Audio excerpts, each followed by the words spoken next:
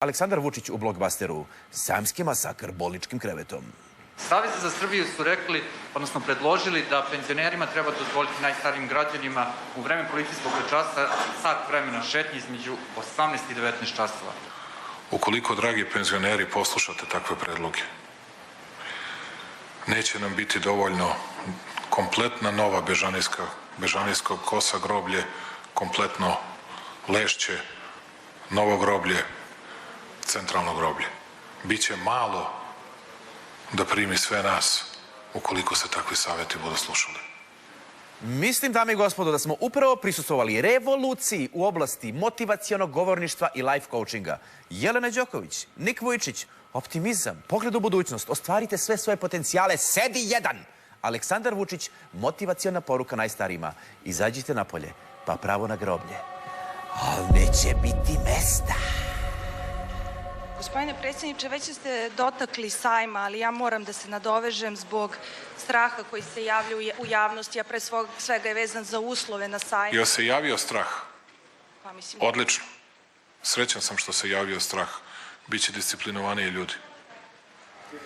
Izvinite samo, jel sad konkretno pričamo o strahu od korone ili ste generalno srećni što se ljudi plaše? Veoma sam srećan što se pojavio strah kod ljudi. Vidite, ja vam ne odgovaram kao svi drugi političari. I nisam tu da nekog lečim od straha. Već je moj posao da stvorim uslove lekarima da sačuvaju život.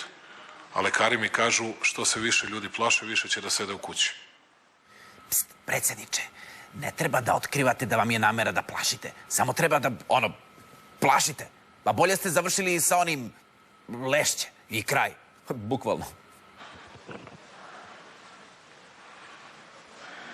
Moramo da napravimo nešto da izgleda gore od sajma. Moram da smislim to. I da pitam Kineze. Pa, ako možemo da predložimo šta bi bilo još gore od sajma, šta bi bilo još strašnije, možda da Keep Light okiti halu, ona triumfalna kapija iz Knez Mihajlove bi bila adekvatno strašna.